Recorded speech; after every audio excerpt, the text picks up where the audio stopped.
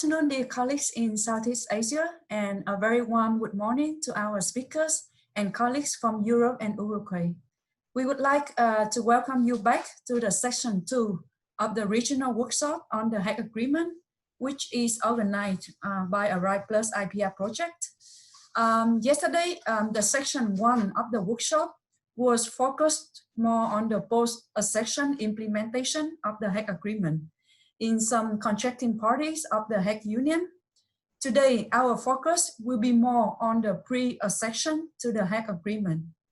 We had a very good discussion and engagement on the audience yesterday, so we hope that today we will have the same momentum, or maybe even more, from on the audience, for our speakers, and for the discussion we will have today. Before we start the workshop today, I would like to briefly introduce the agenda. First, we will hear from Mr. Ernesto Rubio with a presentation on preparatory work for accession to the Hague Agreement, legal and other considerations. After that, we will listen to experience sharing from our colleagues from IP Vietnam and DAB Thailand regarding their accession preparation to join the Hague Agreement. In case you have any questions for the speakers, you can use the feature raise hand or send the questions to our host, EU IPO or ARISE+IPR. Before we start the meeting, I would like to inform on the participant that the meeting is being recorded. So if you do not wish to be recorded, you can choose to leave the meeting. In case you choose to continue with the meeting, please know that your data will be processed according to the Zoom privacy statement. So now we will start first with our first presentation on preparatory work for accession to the Hague Agreement, legal and other considerations. We would like to invite Mr. Ernesto Rubio with your presentation. Thank you very much, Jung. Good morning or good afternoon to all of you. Today, as Jung was saying, we will speak about a roadmap for any country interested in joining the Geneva Act. Let me start sharing the screen with you. And see presentation.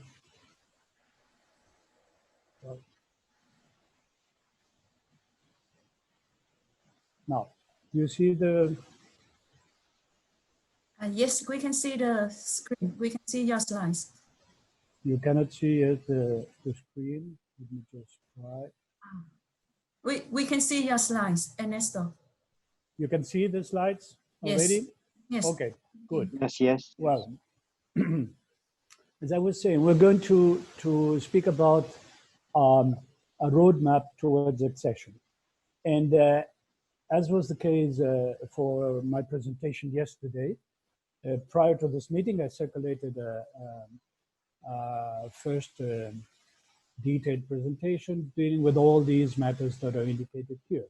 That is, preparatory work to join the Hague system will involve certainly legal matters, but also matters relating to organization and procedures, to information technology, and to information and promotion among the user community.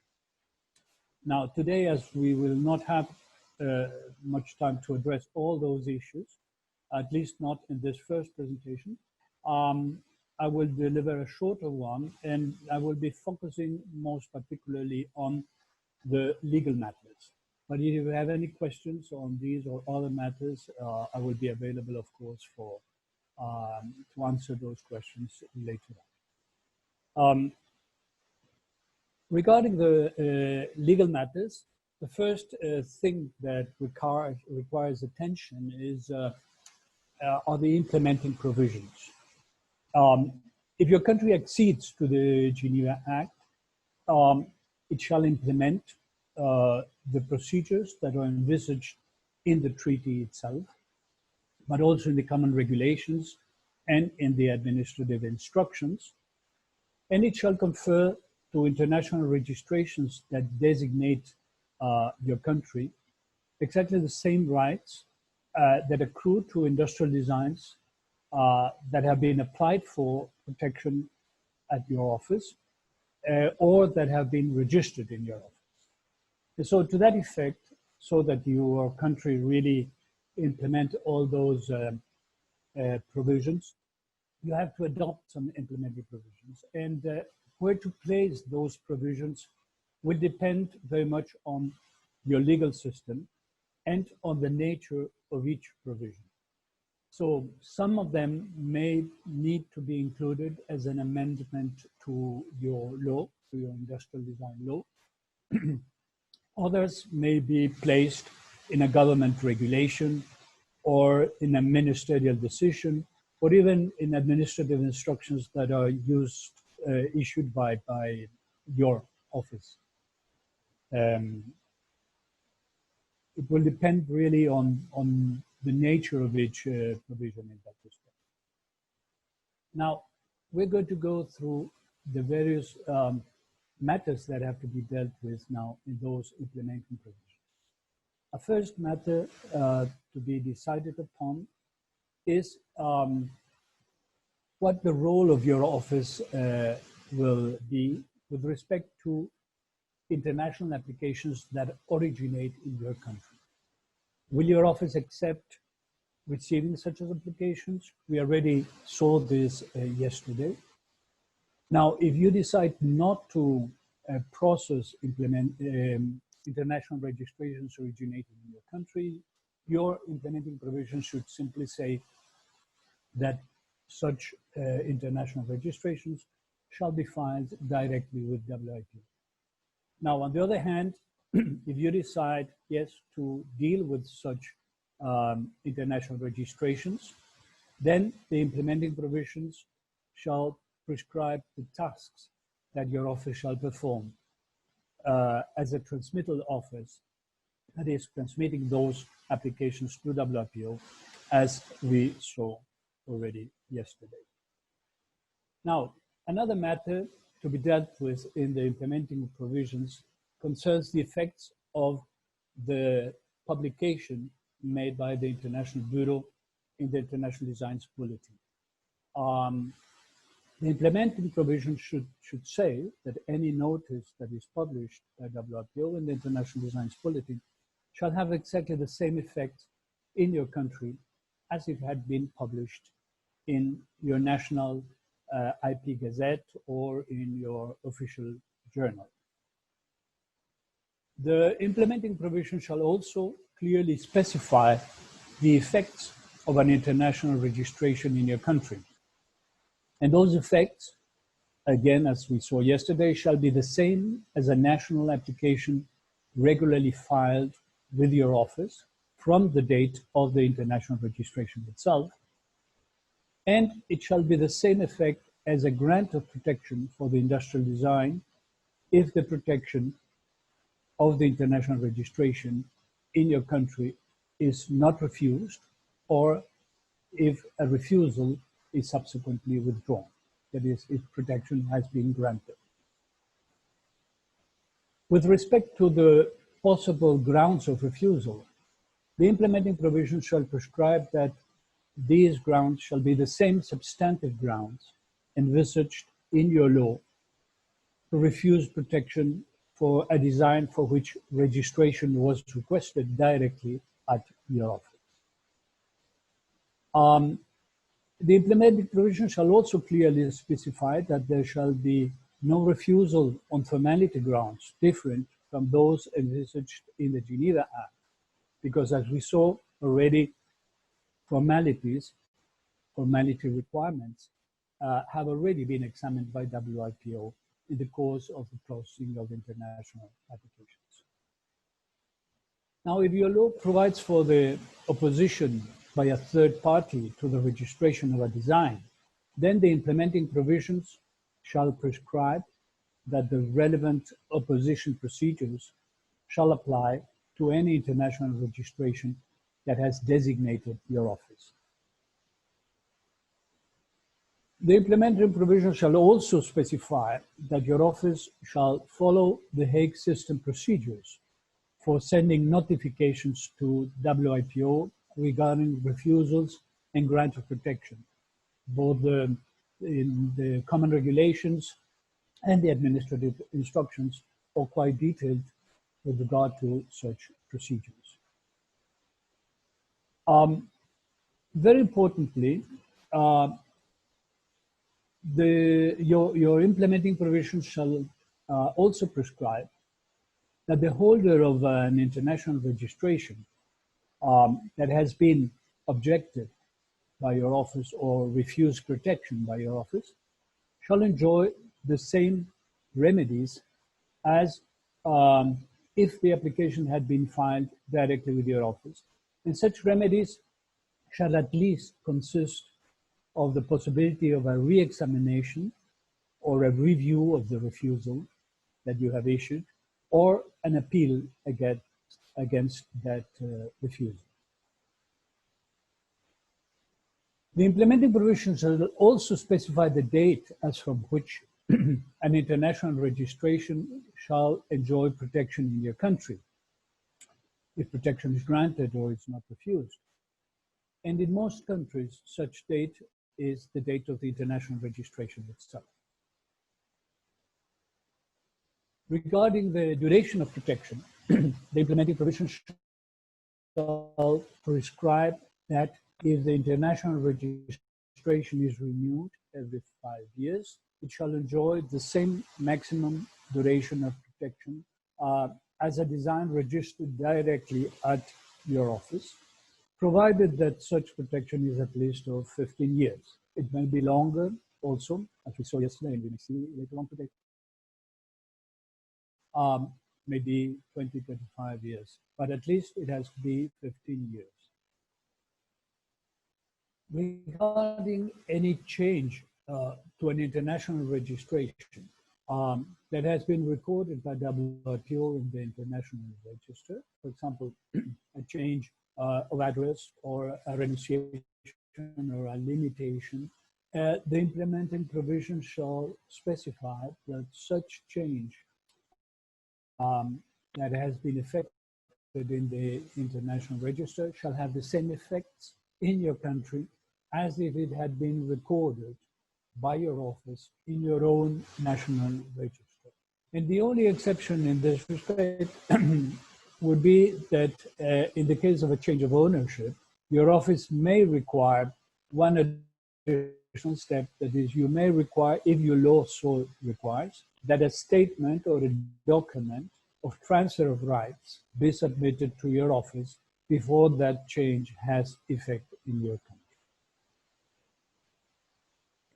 Now, regarding invalidation, your implementing provision shall simply prescribe that your national procedures for invalidation or revocation or cancellation, as you may call it in your law, of an industrial design shall apply to the invalidation of international registrations that have designated your country. And finally, very importantly, your implementing provisions shall clearly prescribe that any international registration certificate issued by WIPO or any extract from the international register or a copy of a certified copy of a recording in the international register that bears the seal and the signature of WIPO shall be exempted from any type of certification, authentication, or legalization in your country, which means that no authority in your country, for example, a court, shall require any further certification of such documents that have been issued by WIPO. So here with this, I conclude this first part of my presentation concerning implementing provisions, and I shall move on now to other legal matters that are dealt with regarding declarations. As you know, the Geneva Act and the common regulations provide for some declarations that a contracting party to the Geneva Act shall notify to WIPO. And there are at least 3 mandatory declarations that are envisaged in the treaty itself, and several optional declarations either in the treaty or in the regulations, and we will go through at least the most important of those now in the next few minutes. The first mandatory declaration concerns the maximum duration of protection of an international registration in your country. Each contracting party shall notify the maximum duration of protection provided for in its law, which in any case cannot be less than 15 years for international registrations. At present, most members of the Hague Union confer protection to international registrations for a maximum of 25 years, but many other members confer such protection for up to 15 years, which is the minimum required by the Geneva Act. There are only 2 members that grant protection for other maximum periods of 20 or 50 years. A second mandatory declaration concerns deferment of publication. And here it will depend very much on what your law says. If the law in your country provides for a period of deferment of publication that is less of 30 months, you shall notify this declaration to WIPO, because this shall have an effect on the length of the deferment period that is allowed by WIPO in the case your country has been designated. And so far, 18 countries have declared periods of deferment of publication that are shorter than 30 months. Now, it may also be that the law in your country does not allow for deferment of publication. And if so, your country shall notify this declaration to WIPO so that whenever your country is designated in an international registration, WIPO will not defer its publication. So far, 9 countries have declared that they do not allow deferment of publication, as you see here. Then we have a list of optional declarations, and this is not an exhaustive list, the one that I'm presenting you here, but only some of the most frequently made. If your country decides that your office will not receive international applications, as we saw earlier, by local applicants, your country shall notify this declaration to WIPO. And as a result, any application that originates in your country shall necessarily be filed directly at WIPO. And this is an optional declaration that has been made so far by 18 contracting parties. Then there are some optional declarations requiring additional mandatory content for an international application. And this additional mandatory requirement, additional requirements, may concern the identity of the creator, or description, or claim.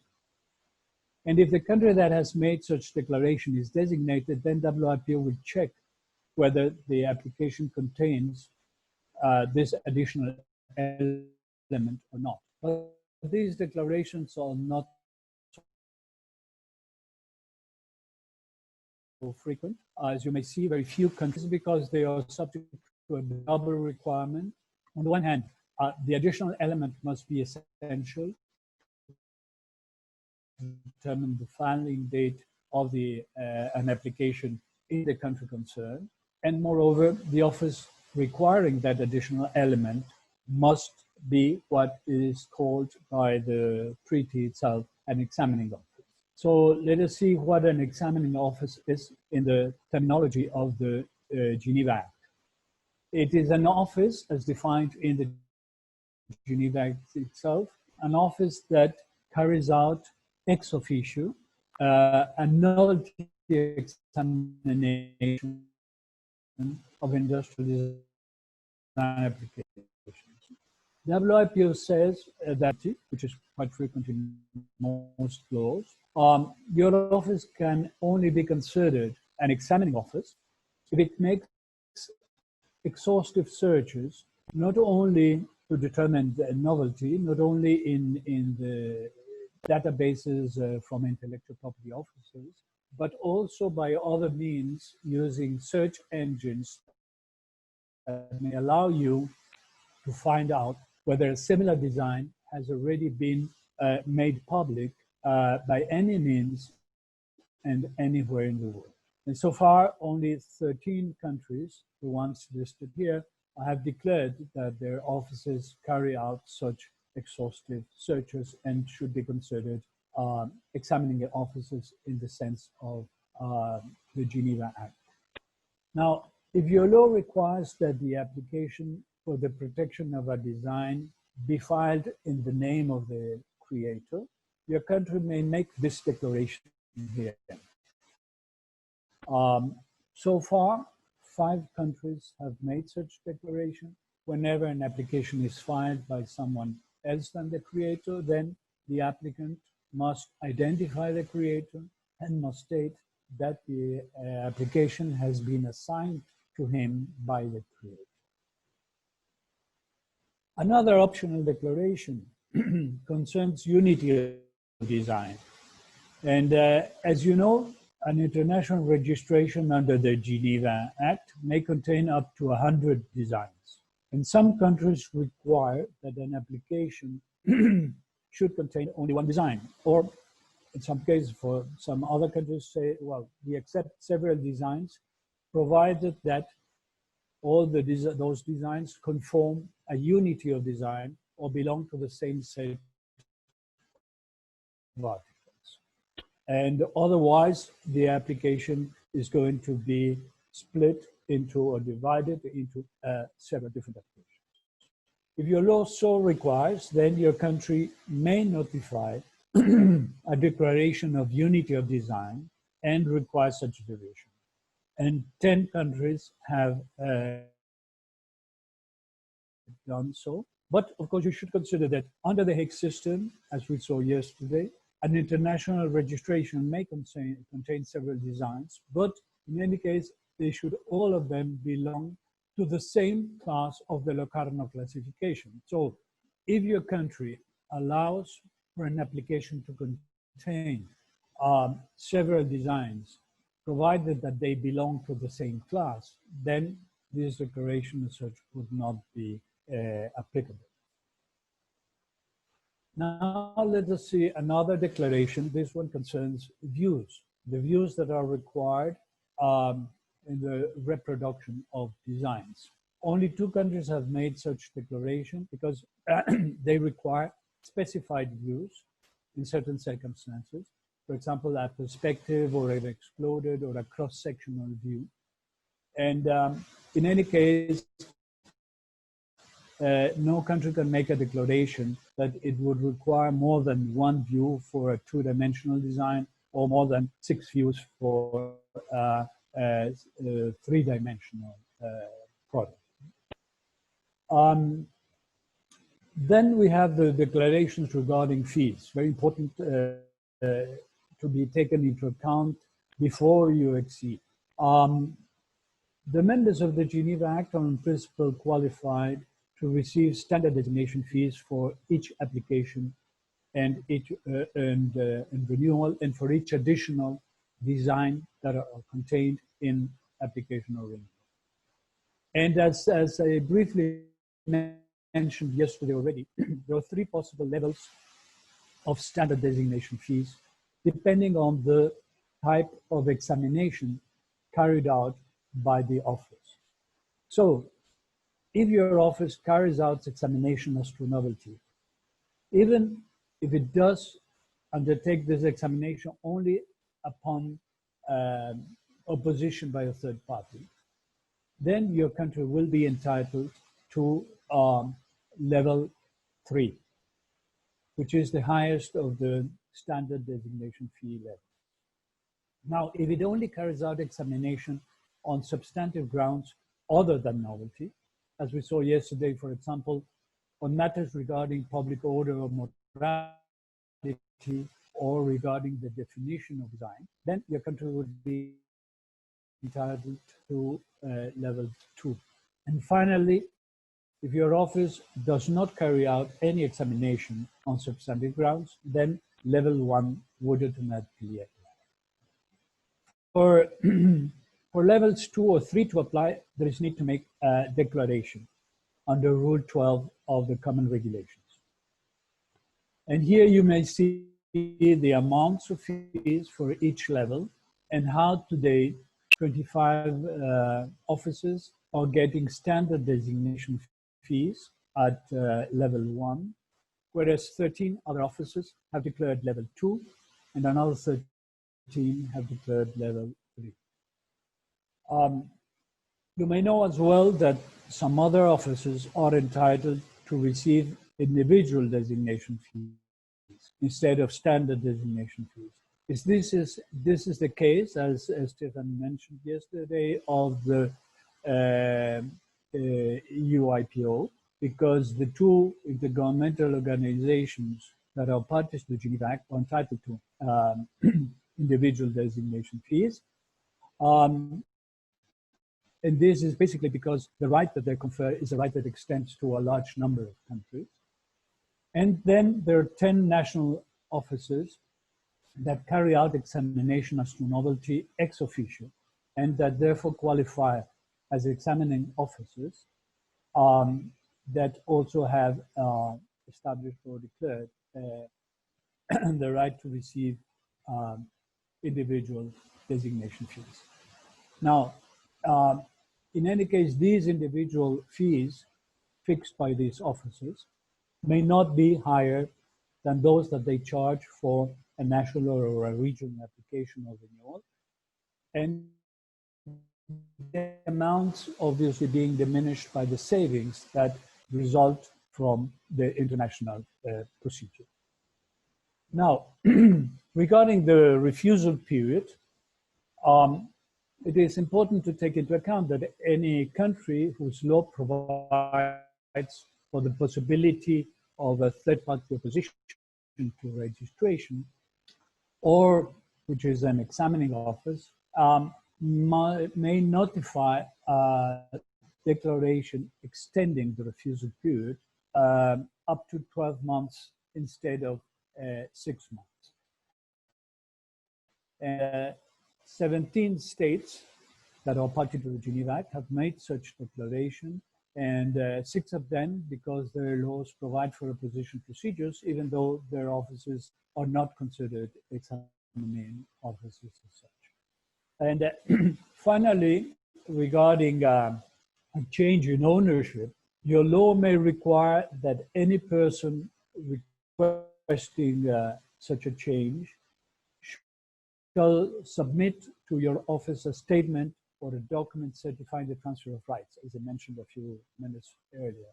And this is so, your country may notify this declaration, and as a result, any change in ownership that has been recorded in the international register will only have effect in your country if the relevant statement or document is submitted to your office in due course. And with this, I conclude the review of optional declarations that can be made upon accession to the Geneva Act. But before I conclude my presentation, I would like to make a quick reference to another 3 matters that are of a legal nature.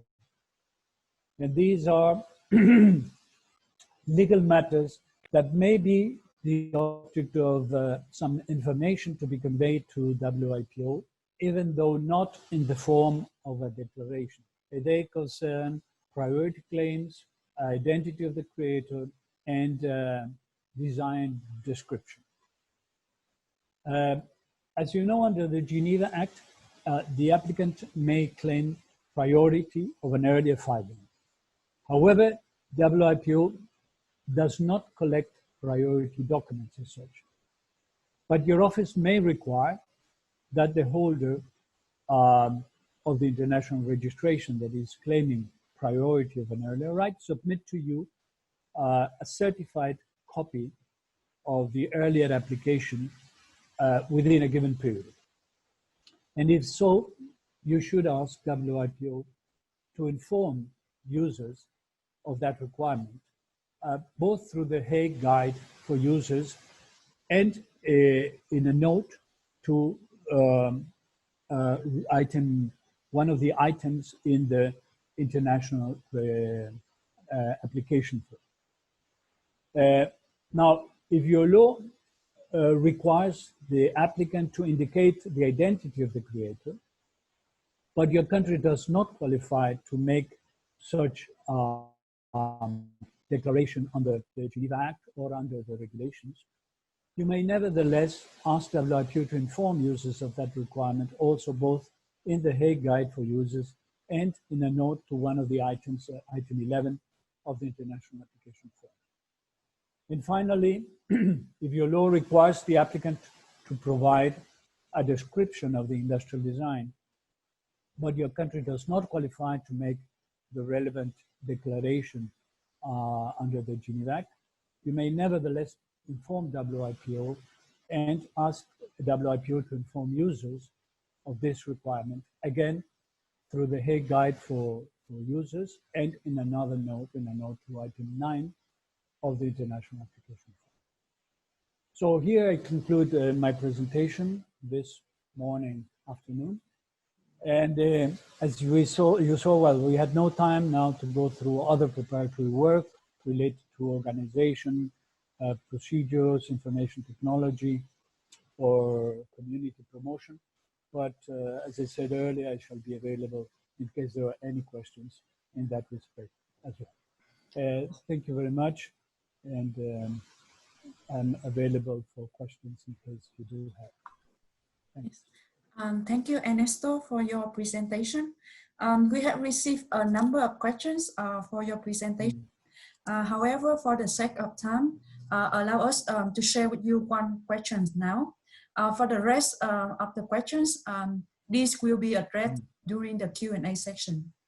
Okay. Question we received.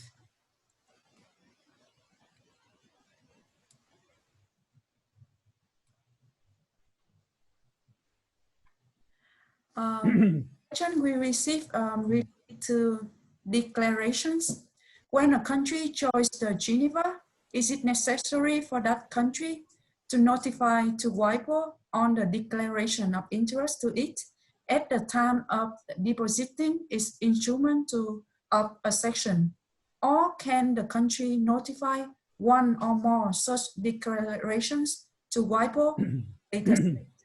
And what are the consequences? Okay. Thank you. Thank you for this question. Well, in this respect, we should distinguish between mandatory and optional declarations.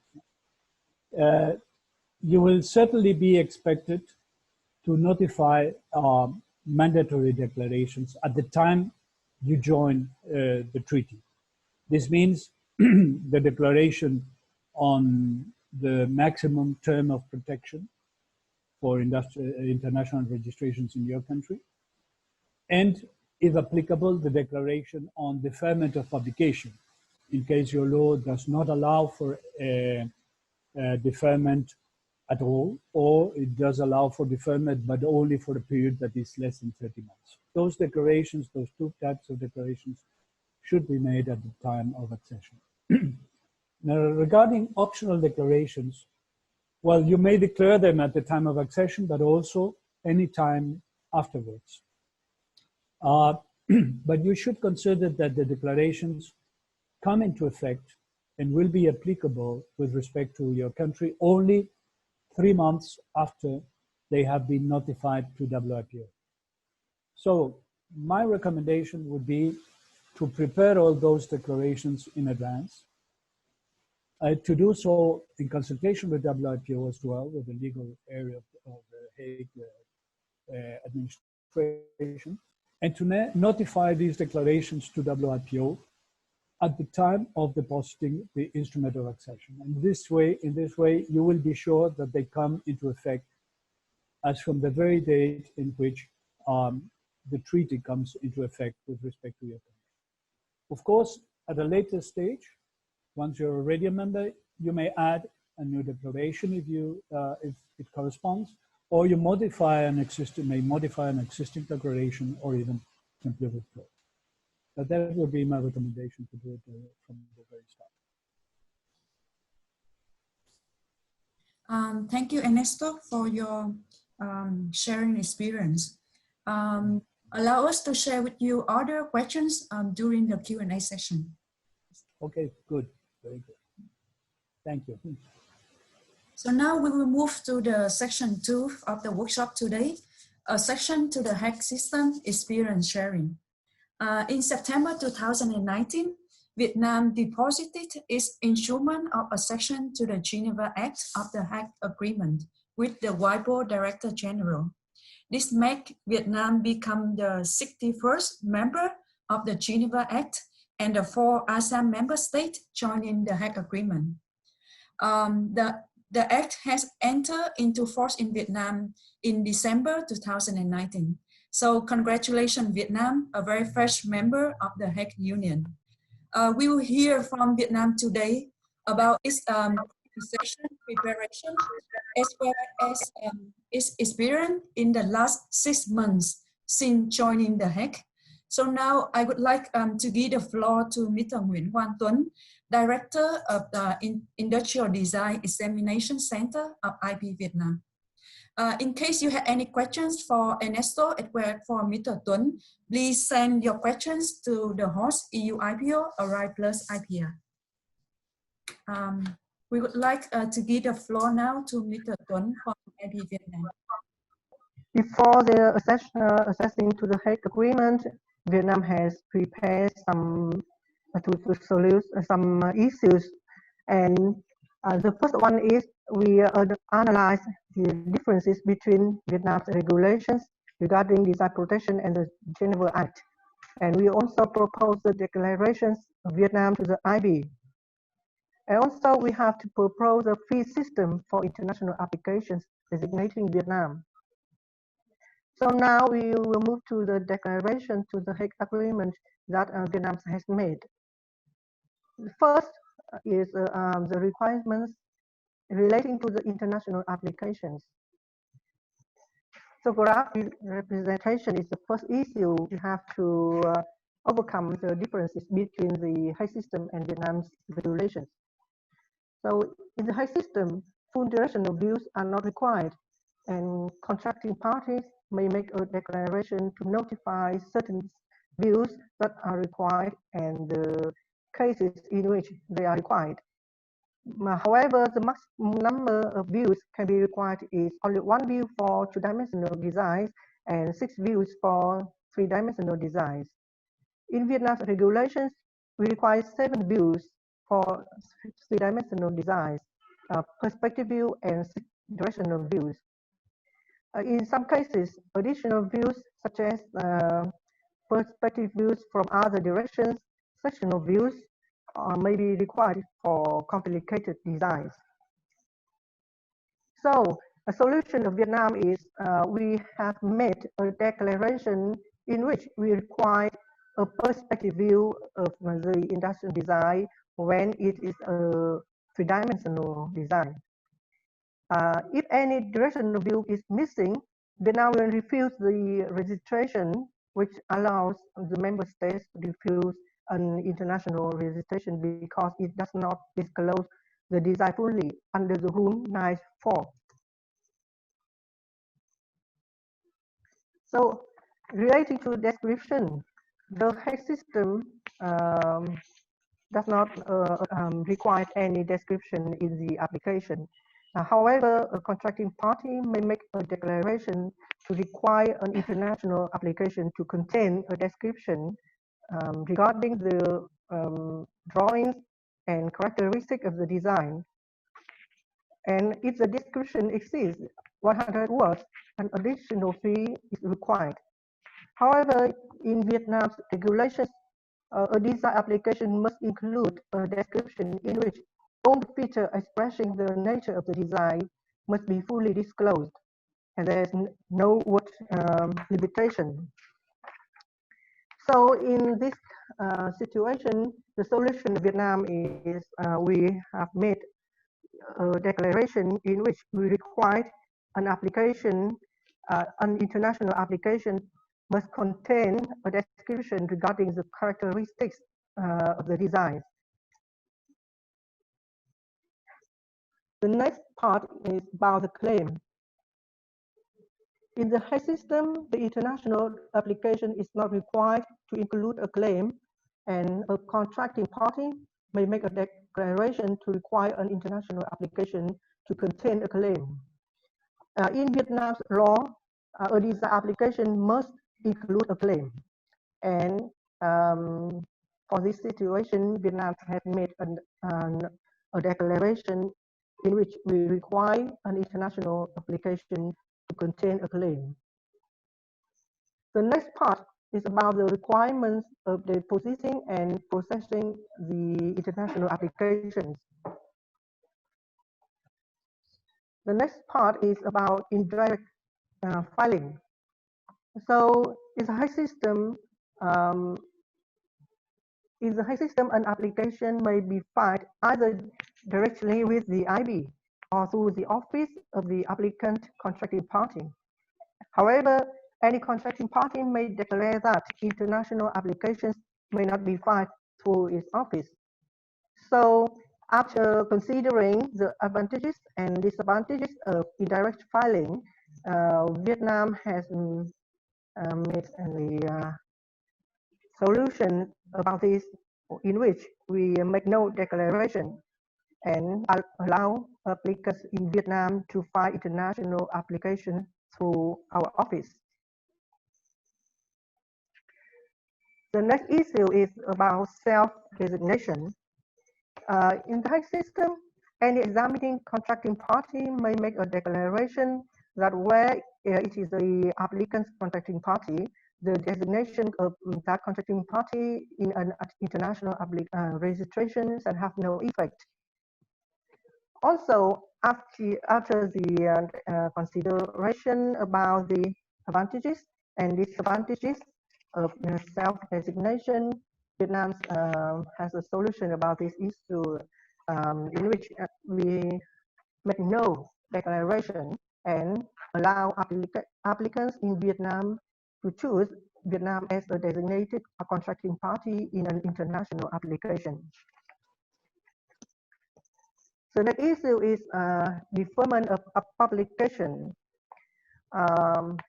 In the Hague system, the deferment of publication for a period of up to 30 months is allowed, and any contracting party may make a declaration which allows the deferment of publication for a shorter period, or may declare that the deferment of publication is not allowed. And in Vietnam regulation, an industrial design applications can be published within 2 months as from the date such application is accepted as being valid. So we do not allow deferment of publication. Therefore, we make a declaration that the deferment of publication is not allowed because the legislation in Vietnam does not provide for the deferment of publication of an industrial design. An important issue we have to overcome is about the multiple application or the unity of design.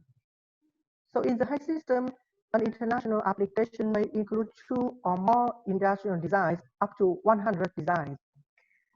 And also it seems to be suitable for non-examining countries.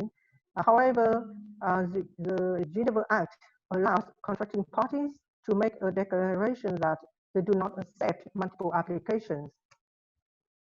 And in Vietnam regulations, a design application can request the grant for protection of only one industrial design except for two cases.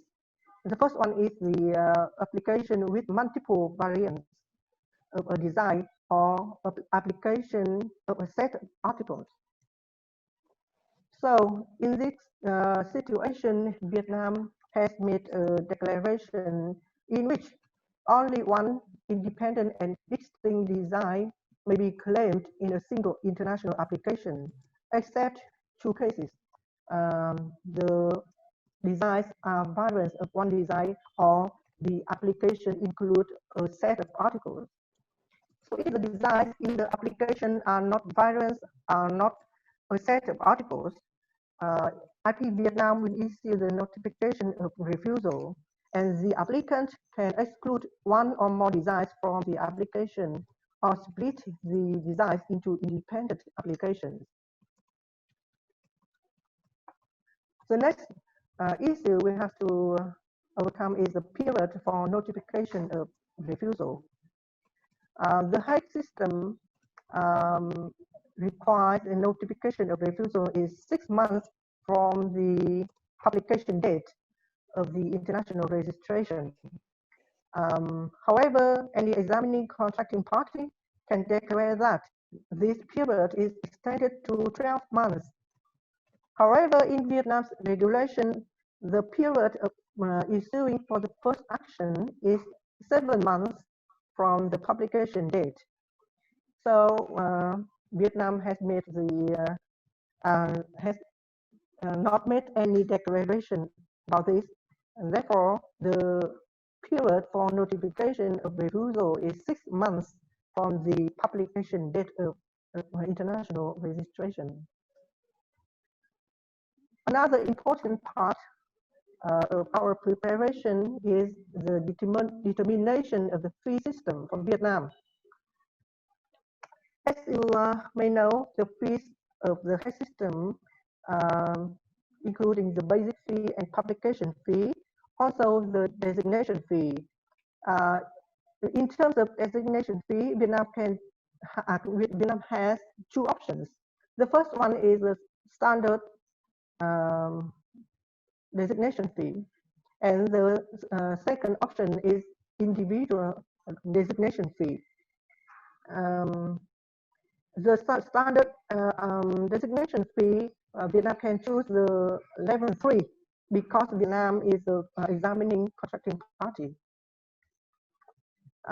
For the individual designation fees, we can see in the slide that the first design and each additional design will have a different individual designation fee for application fee and renewal fee. We have to compare between the individual and standard designation fees. After comparison, we found that the standard designation fee is higher than individual designation fee for application with only one design. However, the standard designation fee is lower than individual designation fee for application with more than one design. However, after consideration, we see that more than half of international registration include only one design, and 14% of international registration include two designs, and only 33% of international registration include more than 3 designs. And especially regarding application fee, standard designation fee is always higher than individual designation fee. So after the very careful consideration and comparison between different fees, we have made the declaration that Vietnam select the standard designation fee with 11.3 because the application fees is always higher than the individual designation fee. And for renewal fees, we will consider to change the fee system in national law before we can make we can change the declaration about the designation fee later. So besides the declarations to the IB, Vietnam has also made notification to the International Bureau. The first notification is related to confidential copy. Vietnam requests to receive confidential copy for any of all registration designating Vietnam, so we can have more time to conduct substantive examination without waiting to the publication of the registration. Other notification we also have made to the IB include the first one is the notification that Vietnam requests any communication addressed by the International Bureau to the IP Office of Vietnam shall be in English. And also, we require a transmittal fee for international registration application originating from Vietnam filed to the IB through IPA Vietnam office is about 2 million Vietnamese dong. For each design is about $85 US dollars for each design. So we have finished my presentation. If I have any question, don't hesitate to ask me. I will answer you all the questions if we have, if you can. Thank you very much for. Yes. Thank you. Yes, thank you, Ms. Tuấn, for your very detailed presentation. We have received quite a number of questions from the audience for your presentation. Allow us to share with you during the Q&A section. Thank you. Thailand has started its preparation to accede to the Hague Agreement for quite a number of years with very detailed plan and roadmap. We are very eager to know today what is the progress now and the timeline for Thailand accession to the Hague Agreement. So now I would like to give the floor to Kun Oraom Sarachit, Senior Design Examiner from DIB Thailand. In case you have any questions for Ernesto, Mr. Tuấn, or Kun Oraom during her presentation, please send your questions to our host, EU-IPO ARISE+IPR. Thank you, and now we would like to give the floor to Kun Oraom. It's great to see all of you virtually. And thank you for ARISE+IPR team for helping us stay connected, especially in this COVID-19 crisis.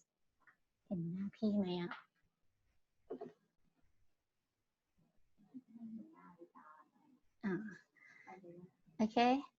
Today, I would like to brief you on the Thailand preparation for the Hague accession to the Hague accession in 15 minutes. Firstly, I would like to begin my presentation with our core issue and obstacle in preparation Thailand for the Hague system. Our main hurdle is the dependency time to examine the design application that is longer than the time limit by the Hague system. This hurdle has been caused by 3 factors. One is design examiner and officer are insufficient. The 2, we lack of technology that help us to examine faster. And 3, our legal and procedure are complicated. Therefore, our preparation to the Hague system is to develop and to improve these 3 factors to be more efficient to meet the Hague standard and suitable for the changing IPR environment. Thailand preparation can be divided into 3 parts according to the relevant authorities. The first part is the preparation of the operational unit, that is the total responsibility of the DIP. We started by setting up a working group which composed of legal office and design examiner. for reviewing and making the research project about the impact of the Hague Agreement and the Geneva Act to Thailand economies and the IP workforce. At the same time, we developed the IT system for reducing the dependency time. Those are the e-design patent system and e-filing system. Moreover, 4 years ago, we recruited 10 new design examiners for reducing our backlog. So now there are 21 design examiners in my office. However, due to the fact that the research suggests we should also have our procedure streamlined, so we have to amend the Patent Act regarding the design patent. That is be the next part. In proposing the draft amendment, there are many relevant authorities involved, such as the Cabinet, as well as the Cabinet Secretary Office, the Council of State, and the Parliament. This timeline shown in a green line. And the last part is the accession procedure that shown on the dark green line. This part, the Ministry of Foreign Affairs will also join in this part. For current status, we have submitted the draft amendment and the accession to the Cabinet for approval that show you as the yellow dots in the progress.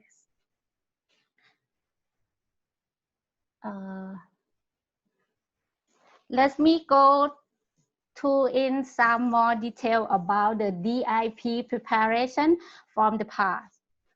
Although we have already done many activities, we still have many more to do, such as improving our work practice, the manual, the IT system to comply with the admin law and the WIPO system, as well as training our staff and raising awareness in our clients. As I said earlier, we are in the process of proposing the draft amendment for the Cabinet. There are 28 issues to amend in 46 sections, which are related to all application, national route, and Hague route. I think this amendment is the biggest change of the Thai Patent Act. Our legal officers worked very hard for it. However, this slide will show you only 6 main issues that involve to the Hague system. The main issue is the streamlining the procedure for sending the result of the consideration within the specified period. Next issue is the extension, the period of the protection from 10 years up to 15 years. That is from the filing date by renewal 2 times and in every 5 years. And adding the provision to allow deferment of publication. The period of deferment is considering as regulation. I expect that is less than 30 months. Moreover, it extends the scope of protection to partial design in order to consistent with current IPR environment. However, we still not accept for our multiple applications. So to facilitate the Hague system in this regard, we have to add the provision for division of an application. And the last issue is amending the fee schedule. It's be licensed to suit the current economic condition. Let me show you the new registration process that be streamlined by the draft amendment that show you on the yellow chart. It will simplify for both of applicants and examiners. An applicant will be required to file an application together with a payment of administration fee that replacing for 3 payments when filing, requesting to publish, and request to register. As for examiner,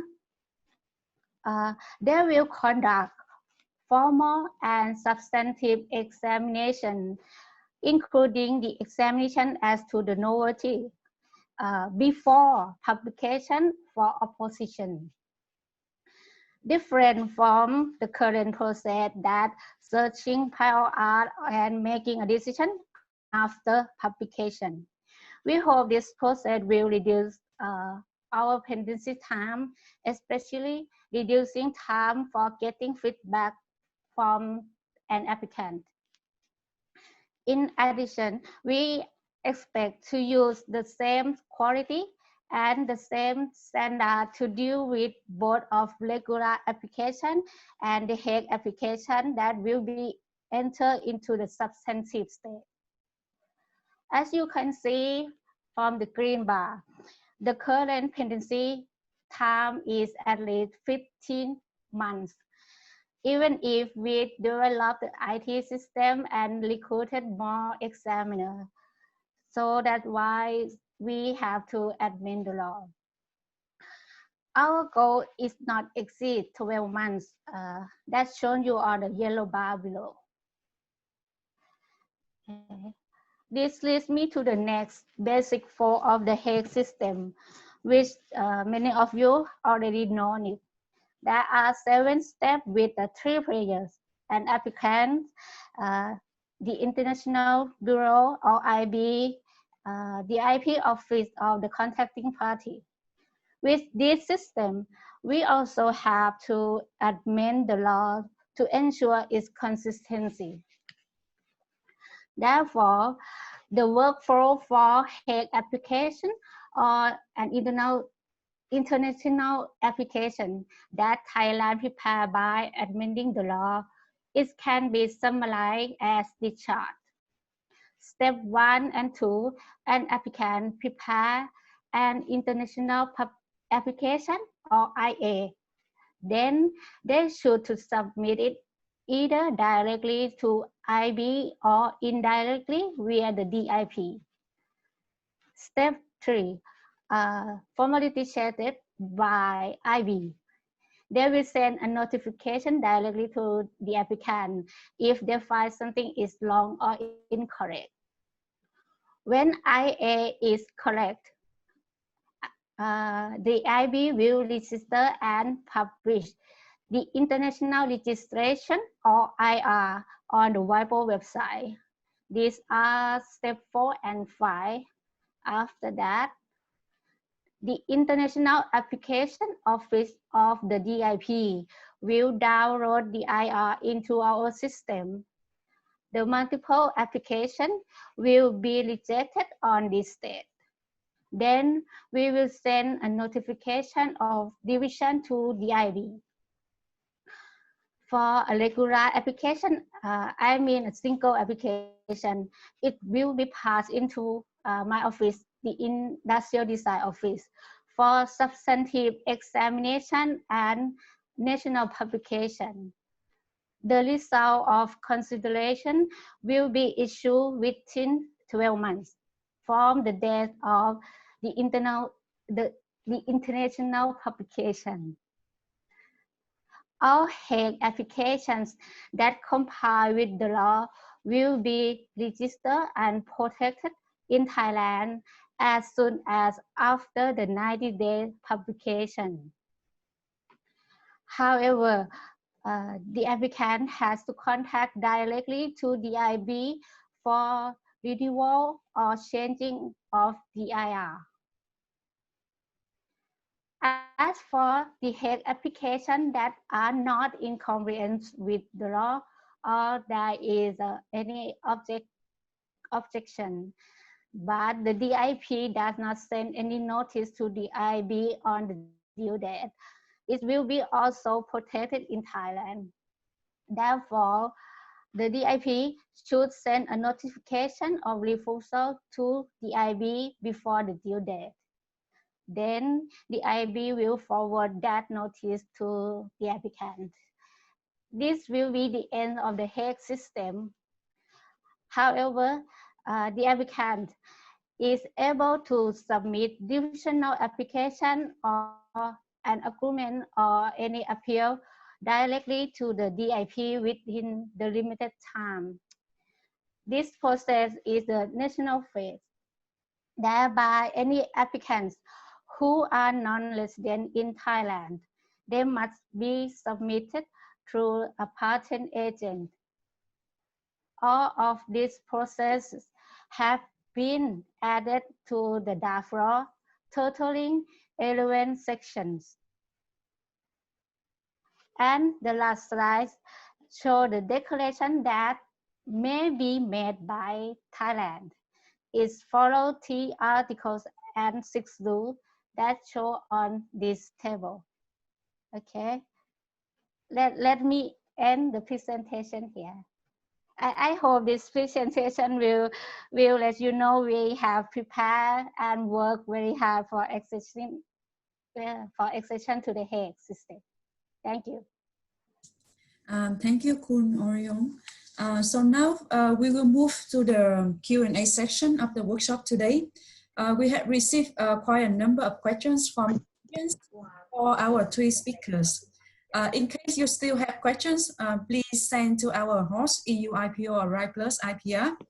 So now may we invite on the speakers of the workshop today to join this Q&A section by turning on your video. So we will go question by question.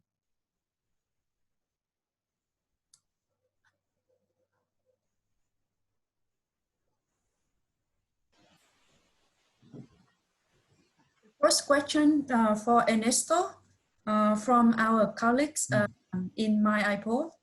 In the event the contracting party requests for the priority document, how long does it take for WIPO to submit the priority document to the contracting party who requests such document? May we invite Ernesto to answer this question? Okay, thank you. Well, in fact, I'm not sure I mentioned it, that WIPO does not collect priority documents as such from the applicants that have claimed a priority. So the applicant will simply, in the international application form, indicate that he's claiming priority and give all the details regarding that claim. That is, which is the date of the earlier filing, the date, the office of earlier filing, and the number, and so on. But it will not be submitting a priority document as such to WIPO. So if your country does require a priority document, a certified copy of the earlier filing to be submitted to your office, the applicant will have to send it directly to your office. You may say, well, we need this priority document to be submitted within a period of 3 months from the date of the international or the publication of the international registration. And so the applicant or the holder of the international registration by then will have to submit it to you directly to your office within that 3 months period. Yes, thank you, Ernesto. Next questions also for Ernesto from our colleagues in Myanmar. For any communication, does the applicant request to IB or Office of ACP or Office of DCP? Okay. Well, communications to be addressed to the International Bureau will be any new international registration, that is, any new international application can be submitted either, and this is the option for the applicant, either to the International Bureau directly or to the office of the applicant, if the office of the applicant so accepts. Now, any change to the international registration once it has been effected, any change to be recorded in international register, and obviously any renewal as well, will be communicated directly to WIPO, not to the office of a designated contracting party.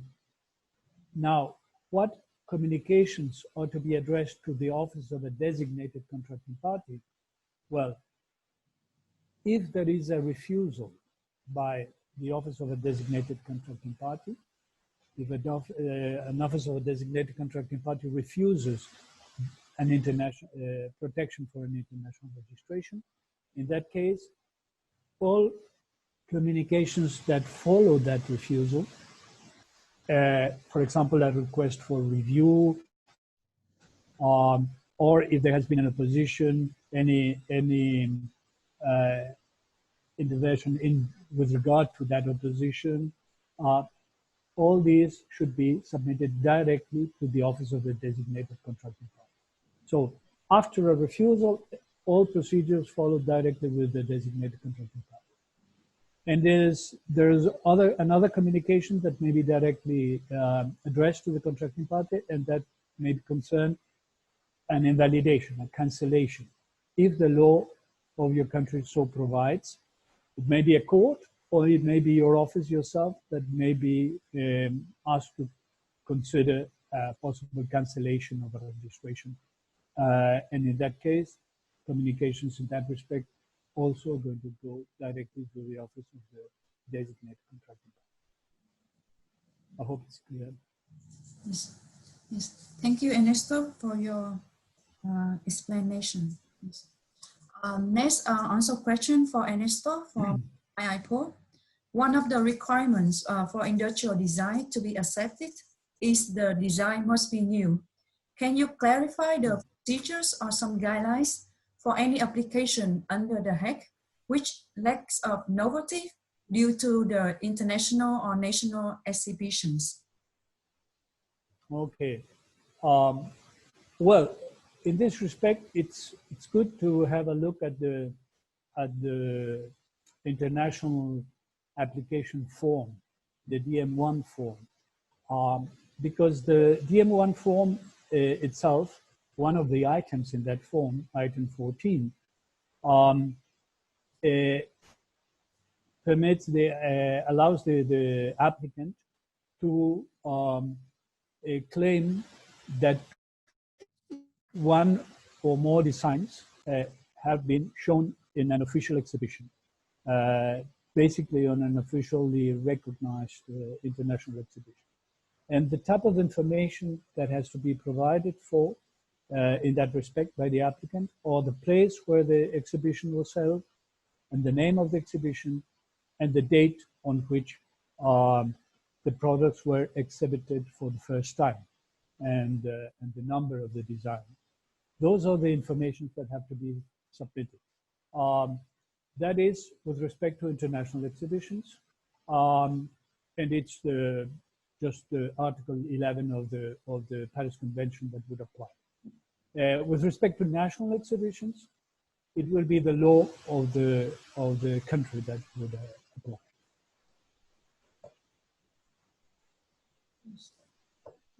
Thank you, Ernesto. Next question is for Mr. Tuấn from our colleagues in DIB Thailand. How many Hague applications designate Vietnam in these 6 months? And do you have any Vietnam applicants use the Hague system for filing design application abroad? May we invite Mr. Tuấn to answer this question?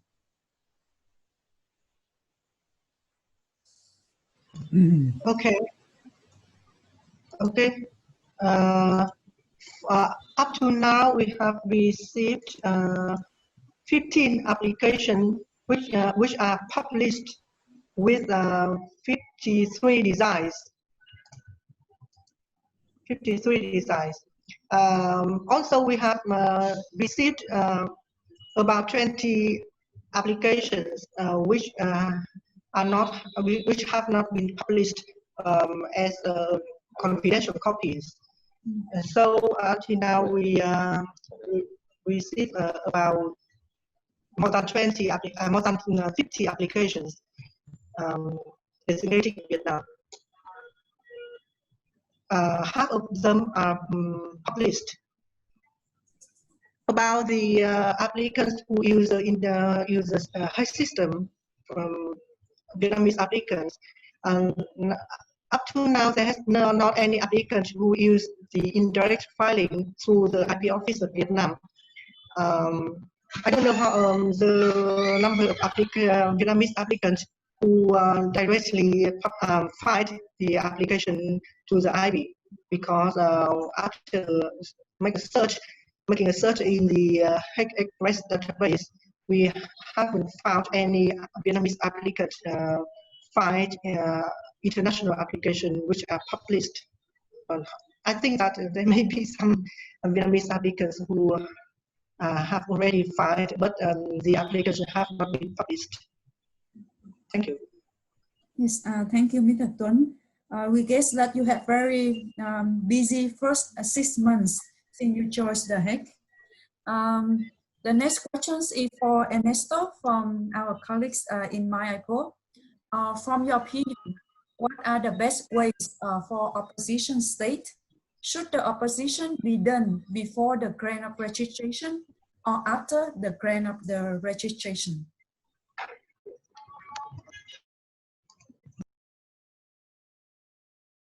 Put on the okay.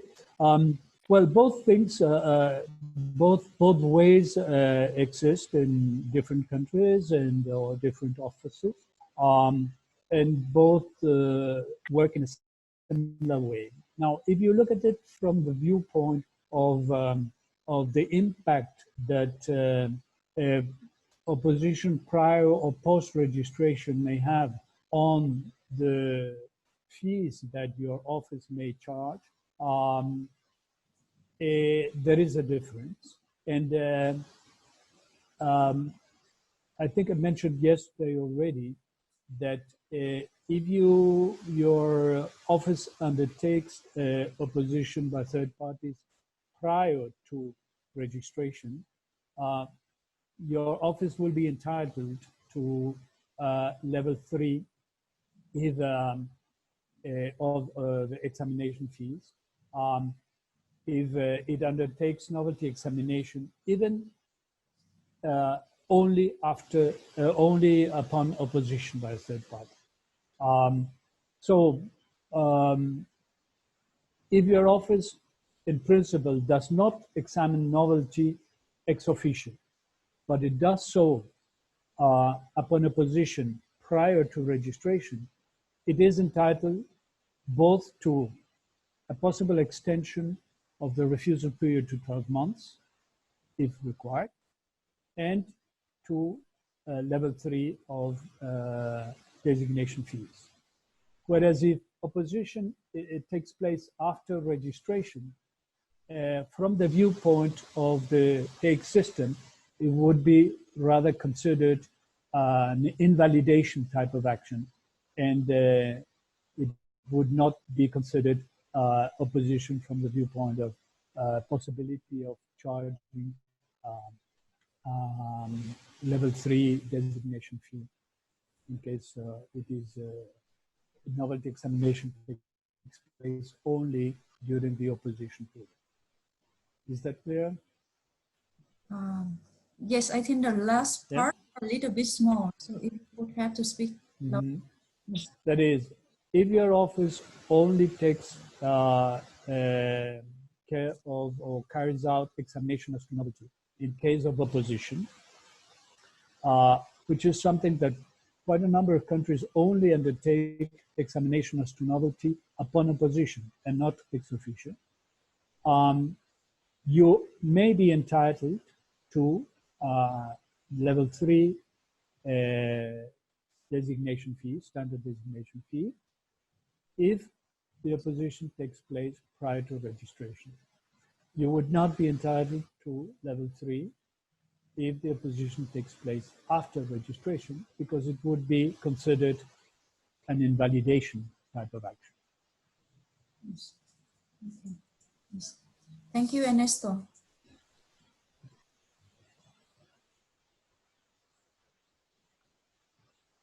The next questions also for Ernesto from our colleagues in Laos PDR. On dimension of the design, currently Laos is drafting a decree on industrial designs, and in the article related to dimension size of the design product, it indicates the maximum 20 multiple 28 and minimum 14 multiple 20. With these numbers, is it fine regarding to the Hague rules? Okay. Well, in this regard, there are some rules specifically or instructions specifically regarding the representation of an industrial design. And these are set up in the administrative instructions that were modified for the last time early last year. And in particular, section 401 of the administrative, no, 402 of the administrative instructions give indications regarding the dimensions of the representation of each industrial design. And it says that these may not exceed 16 to 16 centimeters, that's the maximum, and should be at least of 3 centimeters. Now, this is when an application is submitted on paper. And for applications that are submitted electronically, there are other rules that are published by WIPO on their website. Now, something that to be taken into account is that these concern the publication by WIPO in the International Designs Bulletin. And in principle, it will be then up to Laos to decide whether it also is going to publish it at the national level in the National Gazette, and what the rules will be in that respect. But what an applicant, an international design applicant cannot be asked to is to submit something that is different from what is provided for in the administrative instructions. So I would suggest that you have a look at the administrative instructions and how what are the dimensions indicated there in that respect. Yes. Thank you, Ernesto. Next question from Mr. Tuấn. Can you share with us how long did it take for IPVM to prepare to assist to the Hague system?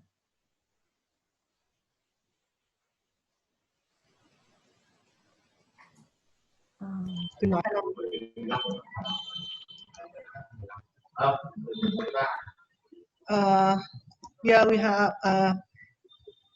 It took for a long time for Vietnam to prepare to assist the Hague Agreement.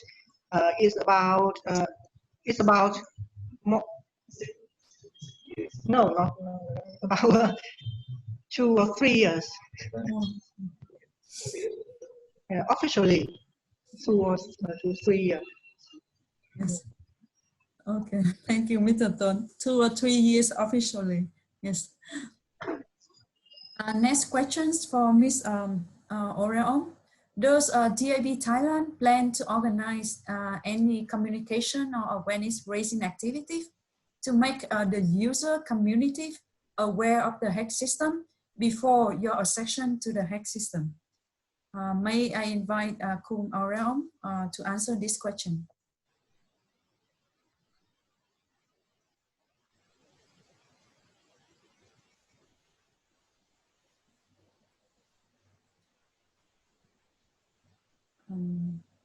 Hello, Khun Arion.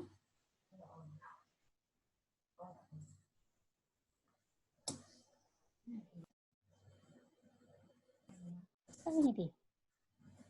Sao có nghiไหม ไปว่าเรามี public hearing เกี่ยวกับเป็นdraft law ของเรา Excuse me, Khun Orion. We couldn't hear you clearly. Okay. Yes, we have planned to seminar to raising awareness to our staff and patent agent.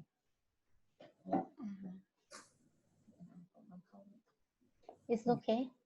Yes, okay. Okay, cool. Orion, thank you for your answers. We still receive some more questions from the audience.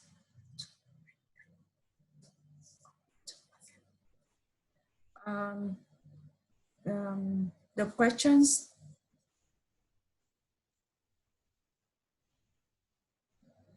is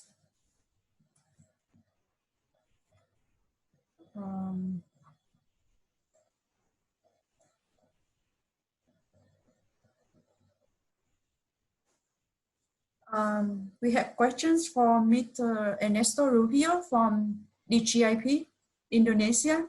Is it allowed to have a different fees between national and international application?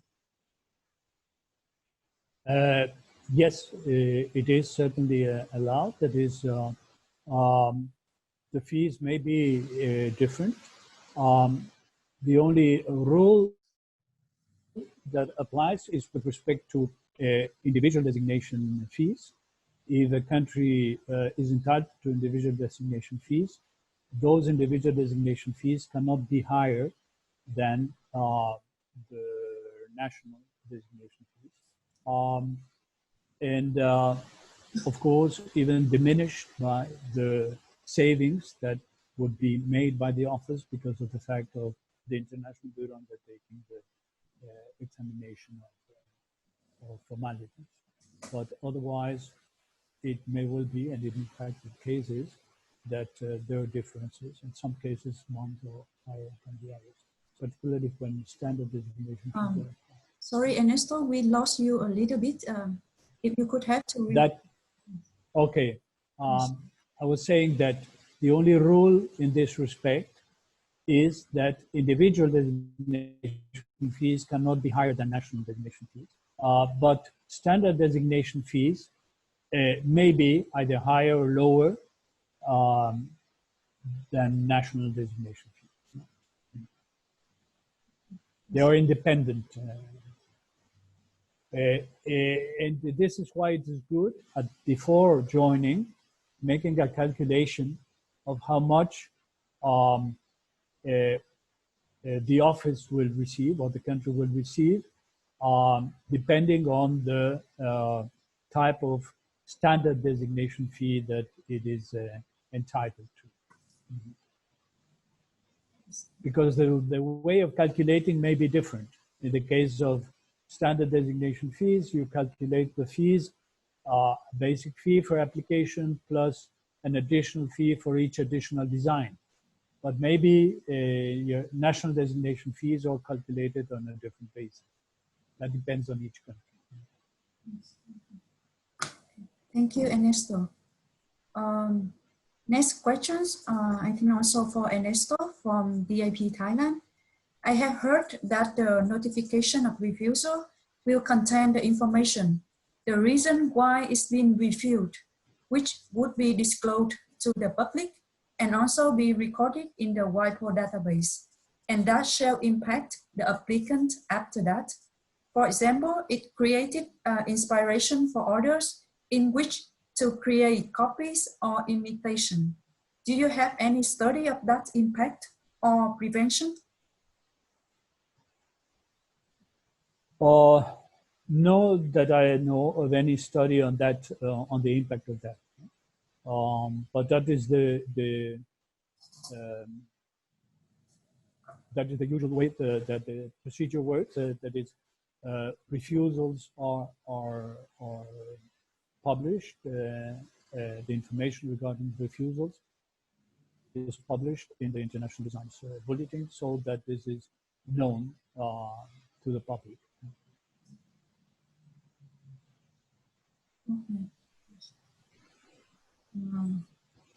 Thank you, Ernesto. So we would like to thank you on the colleagues for sharing with us your questions. Due to the time limit of the meeting, we would like to close the Q&A session here. In case you have further questions, please share with us via the host EU IPO or ARISE+IPR, and we will send the written answer to you via email right after the meeting. So now we will move to the last part of our workshop today.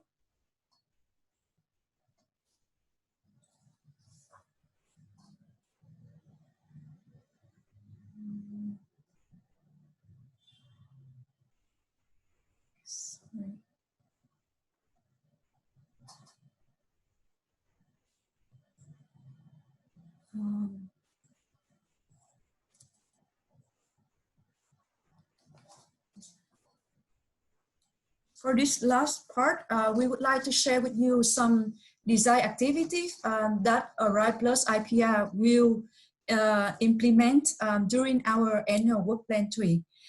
So we will go in details activity by activity with the timeline and description. After that, we would like to hear the feedback from each ASEAN member state. As this is a roundtable discussion, so after the presentation, we will go country by country so that we can hear feedback as well as any further input from each ASEAN member state. So ARISE+IPR annual work plan 3 was approved in April this year by the AWG-IBC. The annual work plan 3 include 23 activities covering 10 ASEAN member states and in different IP rights.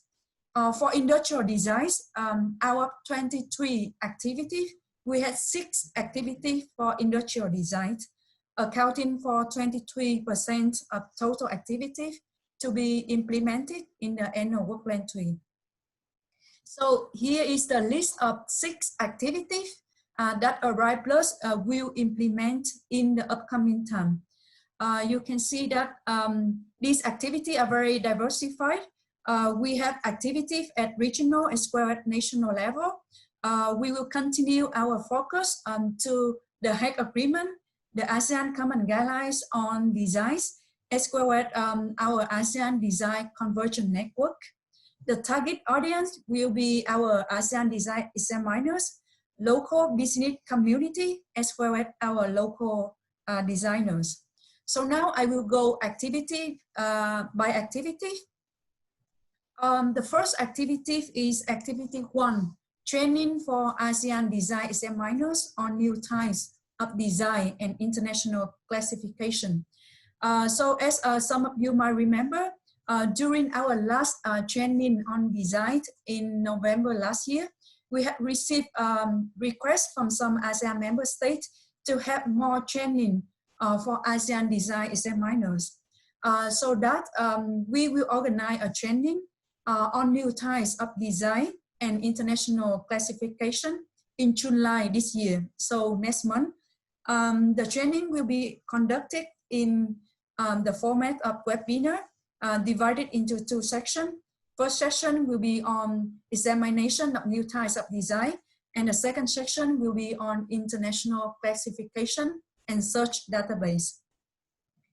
The second activity is the activity 3, promotion of the ASEAN Trademark Common Guidelines and ASEAN Design Common Guidelines.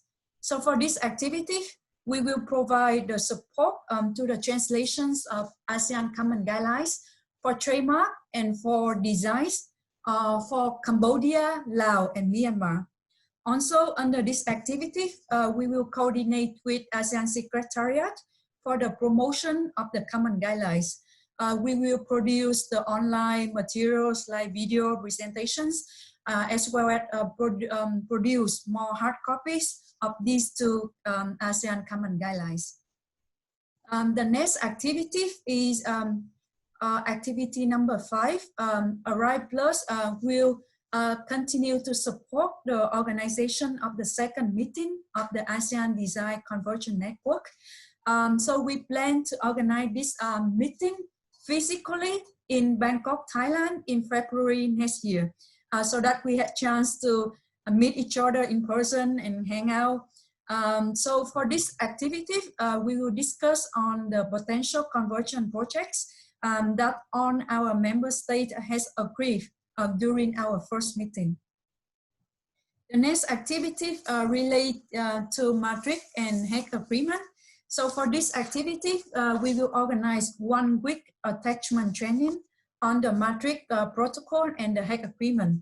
So during this 1 week training, participants will have chance to achieve hands-on experience on Madrid and Hague operation in one ASEAN IP office, who is the member of both Madrid and Hague agreements and has more experience in both Madrid and Hague operations.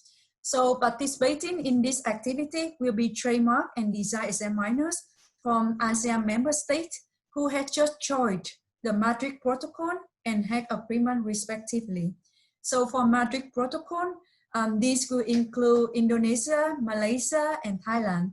And for the Hague, it will be Vietnam and Thailand. This activity will be organized in February next year. The next activity is the workshop for SMEs on the effective use of industrial designs in traditional industries.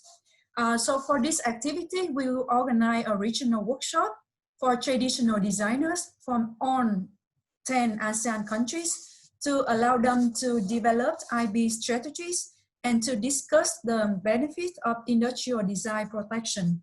So the focus will be on clothing industries and those producing traditional clothing materials. Participants in this activity will be ASEAN IB officials, ASEAN design producers working in traditional cloth making industries. So we plan to have this organized in February next year in ASEAN, Thailand, a region is very famous for silk industry. Our last activity, activity 12. For this activity, we will support those ASEAN member states who have just joined the Madrid Protocol or the Hague Agreement in their awareness raising campaigns to promote these two international treaties among the local business community. So under this activity, we will support the production of booklets on Madrid Protocol and on the Hague Agreement for some concerned ASEAN member states. So for this, it will be Madrid booklet for Malaysia and Hague booklet for Thailand and Vietnam. We will also coordinate with concerned ASEAN member states who already have the booklet so that we can update this booklet. We will also organize awareness raising seminars to further promote the Madrid Protocol and the Hague Agreement within the local business community in some interested ASEAN member states. And we plan to organize the seminars in Malaysia for Madrid Protocol and in Vietnam for the Hague Agreement. And this seminar will be organized in March next year.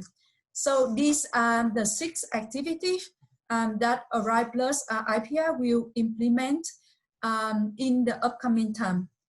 So now we would like to hear the feedback as well as any further input from ASEAN member states for these 6 activities that we will implement in the upcoming time.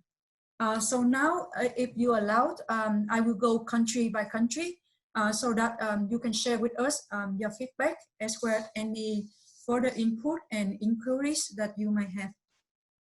So if you allow, we will start first with our colleagues from Brunei.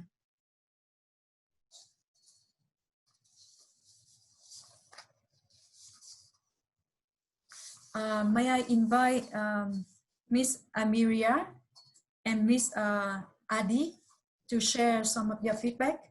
Just kidding. Hello, everyone. For Brunei, I think we are supportive of all the activities under ARISE+, in particular the design training that will be hosted in July 2020 through webinar, and the Madrid and Hague agreements training workshop. Yeah, yeah. I think and also regarding the ASEAN Common Guidelines. Yeah, that would also be what would be our interest Yes. interest area. Thank you. Thank you, Brunei, for sharing with us your feedback. So now next, we will move to our colleagues from DIB Cambodia.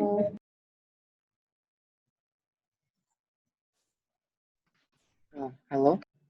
Yes. Yeah, I'm glad that we have a lot of activities, and I truly support all the activities. As I remember, I always request to have more training because it's good to learn from another and from a new thing. And I'm very happy that we start from next month, from July 2020. And as I can see, there are a lot of activities. I'm very happy. Thank you. Thank you, Mr. Bin from Cambodia.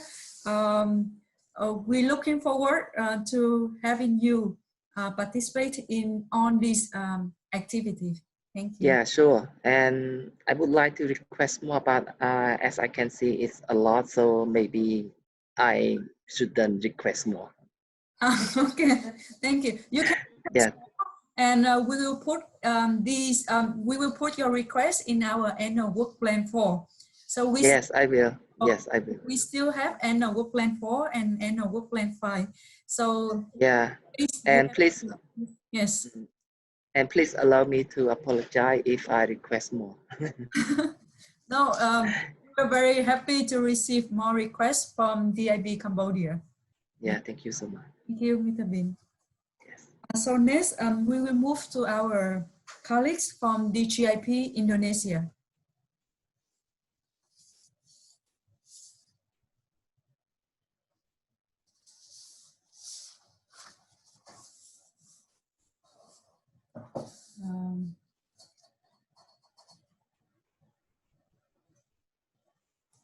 Intinya kita banyak belajar lah. Hello, Yung Yes. Lee. Yes. Sorry. Thank you for the opportunity to learn regarding the accession of Hague Agreement. We have plenty of questions. Actually, previously we also have meeting regarding design activities in ARISE plus IPR. So I would like to ask how we can still communicate regarding this matter, whether is it okay to contact directly or is there any next agenda regarding this matter. But overall, we would like to say thank you for the opportunity. Thank you. Yes. Thank you, Mr. Anto from DGIP. In case you have further requests, you can send the email directly to us and we will take your request into consideration. Yes. Thank you. Next, we would like to hear some feedback from our colleagues in Laos, PDR.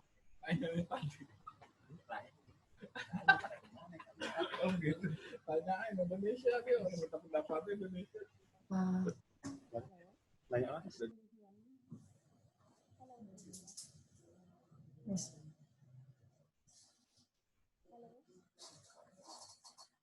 May we invite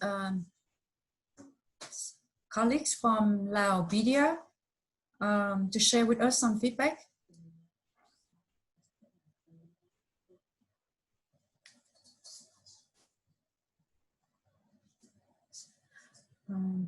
If not, we can come back to Laos PDR later if you would like to share with us some feedback. So now we move to our colleagues from Malaysia. May I invite colleagues from MyIPO office?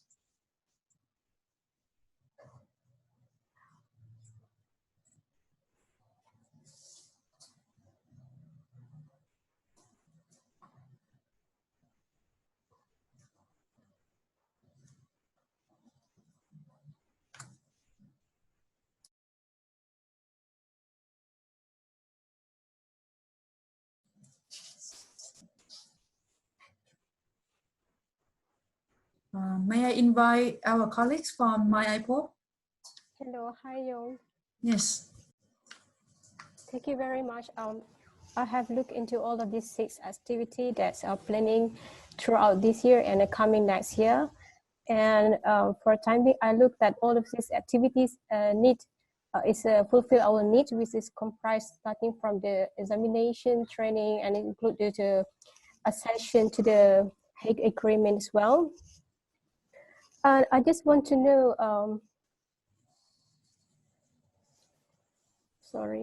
I just want to know whether is there any continuity to the feasibility study that we have done towards the accession to the Hague Agreement. For example, if we are looking for the advisor or consultant that can advise us towards our draft law, so that it could meet the provision in the Geneva Act. Yes. Yes, thank you, Dija, for sharing with us your feedback. Also, further request. I think ARISE+ is very willing to further support MyIPO in follow up the gap analysis that our expert has conducted. For this request, we will take it into consideration, and we can consider them for the upcoming annual work plan.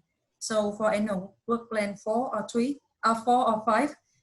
So for this, we will discuss more in details with you right after the meeting. So sure, thank you very much. Thank you, Dia. Yes. Next, we would like to hear some feedback from our colleagues from Myanmar. Hello. Hello. Yes. Can you hear, please? Yes, we can hear you. Okay. Firstly, I would like to acknowledge to this program. Very thank you to learn the Hague Agreement.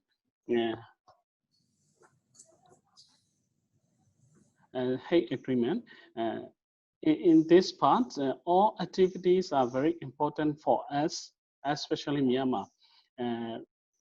We would like to join design training. My opinion, I prefer the physical training and not virtual training workshop. That unfortunately, COVID, we cannot forecast the COVID-19 condition. I prefer, if you can,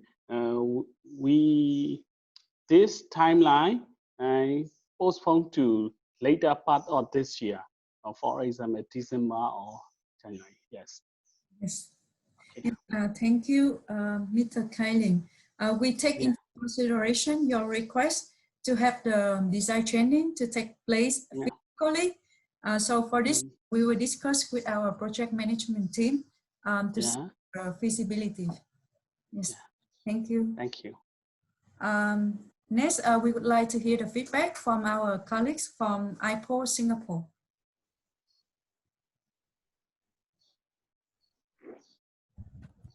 Hello. Yeah, we would like to thank ARISE+ for organizing these activities, and of course we are supportive and think that it is useful platform for us to learn more about the practices in different ASEAN member states, and also for us to learn and adopt any best practices. So yeah, we find these activities useful. Yeah. Yes. Thank you, Ms. Lee, for your feedback. Next, may we invite our colleagues from IPO Philippines.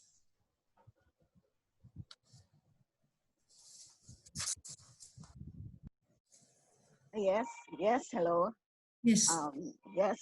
First of all, we would like to thank the ARISE+ for this opportunity given to us to participate in this kind of meeting.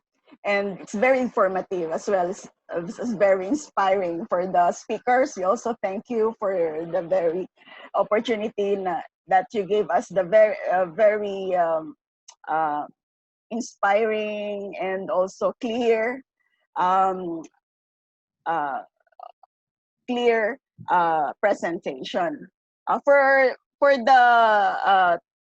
the training, I feels very much interested with the training, especially the new types of design, the emerging designs that will be very helpful in our examination, and also the international classification. With the ASEAN common guidelines also, it will be very helpful to us.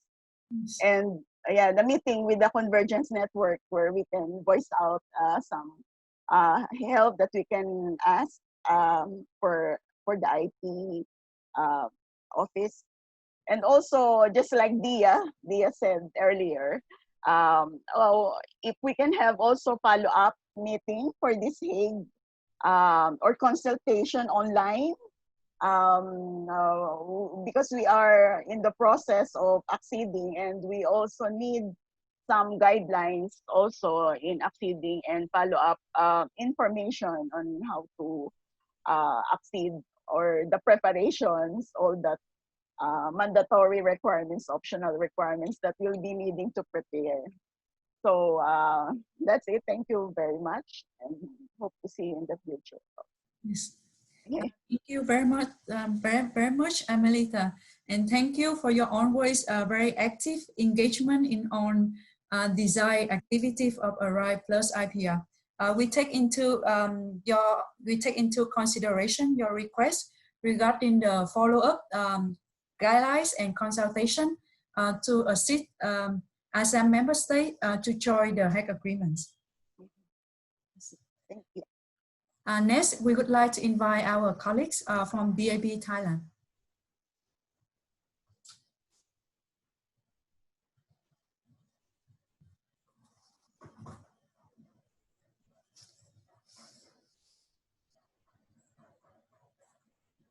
May we invite our colleagues from DAP Thailand?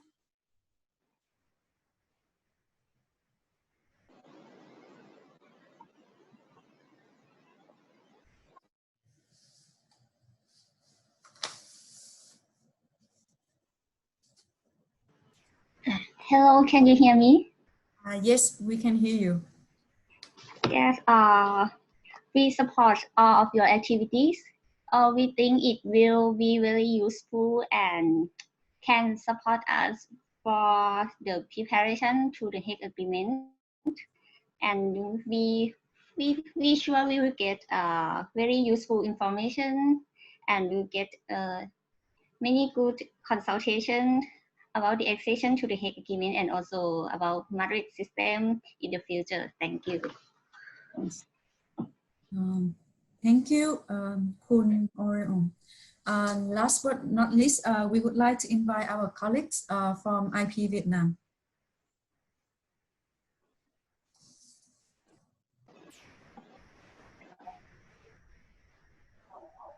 Hello? Yes. Yeah, first of all, we would like to thank you, ARISE+ project, to organize very useful activities here. We only have one comment for this activity, especially for the activity 1, design training on new types of design and international classification. Yeah. I think that this activity should be organized and held offline. Webinar is not, I think, is not suitable for this activity, because there will be conflicts between countries, and there will be different perspectives, and there will be divergence relating to law and practice among ASEAN countries. So offline meetings will be better. Thank you. Thank you, IP Vietnam.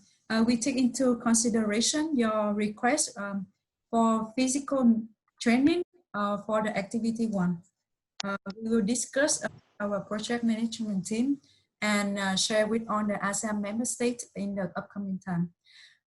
We also received the acknowledgement from colleagues from DAB Laos because I think some technical issue you couldn't speak out, but we acknowledge your feedback and we thank you for your feedback. So now I would like to close the roundtable discussion here. We thank you very much for all the feedback from on ASEAN member states. We will take all of these into consideration when we implement these activities. So now we come to close our workshop today. I would like to invite Ms. Carolina Vitach, Deputy Project Leader of ARISE+IPR, to have some words to close the workshop today. Thank you very much, Jung. Dear Ernesto, Stefan, and experts from IPOS, BUIPO, IP Vietnam, and DIP Thailand, thank you very much for sharing with us your expertise in the design field. And dear participants from ASEAN member states and from ASEC. I believe this was a great opportunity to exchange views and questions among all of us. It was a fruitful workshop with a lot of interactive questions, which made the workshop very dynamic, actually. I appreciate the interest shown by all participants, and I hope it was useful. I thank you very much for your participation, and I hope we see each other actually very soon. Thank you. Thank you, Carolina. So we would like to close our workshop today. Send to you in the group chat as well via email a link for satisfaction survey for the meeting today. So we appreciate very much if you could take 1 or 2 minutes of your time to finalize the survey. Once again, we thank you very much for your active participation and engagement during the past 2 days. Although the time is limited, but we had very useful discussion and good interaction with design colleagues from all ASEAN member states. We hope that you have obtained a lot of knowledge, experience, initiative that you can take back to your office and apply in your daily works. We hope that we will have soon more ASEAN member states to join the Hague Agreement. And once again, we would like to remind you that ARISE+IPR is willing to be with you, support you along the way of your pre-accession and post-accession implementation of the Hague Agreement, in line with the ASEAN IPR Action Plan 2016 and 2025. We would like to say goodbye to you now and hope to see you again soon. So stay safe and we keep in touch. Thank you, everyone.